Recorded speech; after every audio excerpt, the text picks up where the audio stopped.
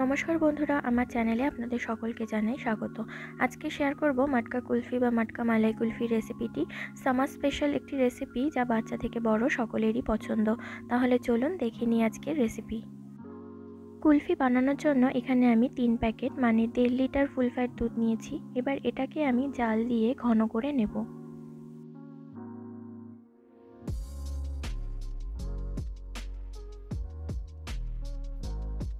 Half চা চামচ এলাচ গুঁড়ো দিয়ে দিচ্ছি ফ্লেভারের জন্য, আর দিচ্ছি 50 গ্রাম চিনি। চিনিটা গলে না যাওয়া পর্যন্ত ফুটিয়ে নেব।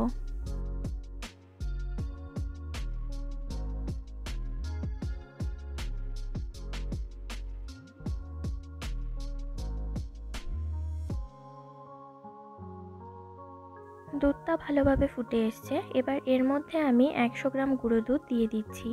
গুঁড়ো দুধটা দেবার পর আপনাদের কনস্ট্যান্টলি নাড়াতে থাকতে হবে, নইলে দুধটা দলা পাকিয়ে তলায় লেগে যেতে পারে।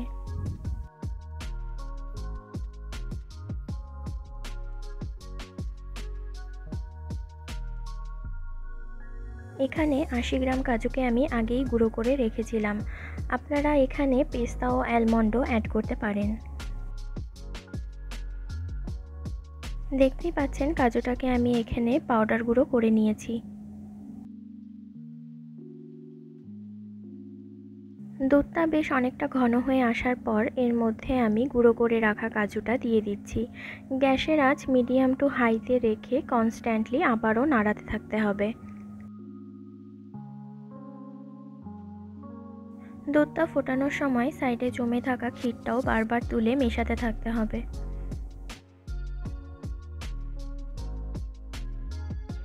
দুধটা ঘন হয়ে গেছে, এর থেকে বেশি আর ঘন করব না। এবার গ্যাস অফ করে এটা একদম ঠান্ডা করে নেব। ঠান্ডা হবার পর এটা আরও অনেকটাই ঘন হয়ে যাবে। দেখতেই পাচ্ছেন মালাই কুলফির মালাইটা রেডি হয়ে গেছে।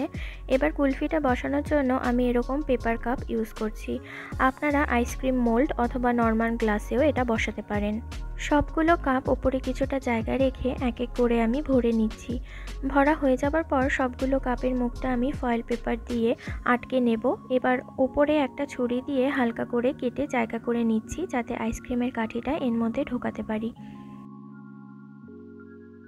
সবগুলো কাপে কাঠিটা ঢুকিয়ে দেবার পর এগুলোকে আমি 10 থেকে 12 ঘন্টার জন্য ডিপ ফ্রিজারে রেখে দেব।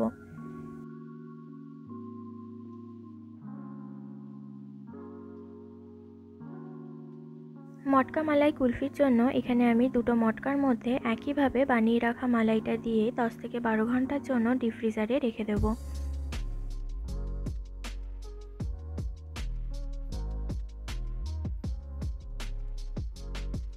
বারো ঘন্টা পর মুখগুলো খুলে আপনাদের দেখিয়ে দিচ্ছি। দেখতেই পাচ্ছেন খুব সুন্দরভাবে জমে গেছে।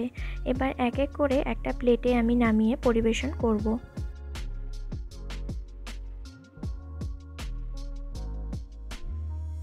কাপটাকে খানিকক্ষণ হাতে রেখে ঘষে কাঠিটা ধরে টান দিলেই সহজেই কুলফিটা বেরিয়ে আসবে। সবগুলো কুলফিকে একইভাবে বার করে নিয়েছি। মটকা কুলফিটাও দেখুন খুব ভালোভাবে জমে গেছে। এবার চপ করে রাখা কাজু আর কিশমিশ ওপরে ছড়িয়ে ডেকোরেশন করে নিচ্ছি। ডেকোরেশন হয়ে যাবার পর একটা মটকা কুলফি কেটে আপনাদেরকে দেখিয়ে দিচ্ছি। আমার আজকের রেসিপিটি আপনাদের কেমন লাগলো কমেন্ট করে জানাবেন। ভালো লাগলে লাইক ও শেয়ার করতে ভুলবেন না। আপনারা আর কী ধরনের রান্না দেখতে চান কমেন্টের মাধ্যমে আমাকে জানাতে পারেন। রেসিপিগুলো ভালো লাগলে আমার চ্যানেলটি সাবস্ক্রাইব করার অনুরোধ রইল। ধন্যবাদ।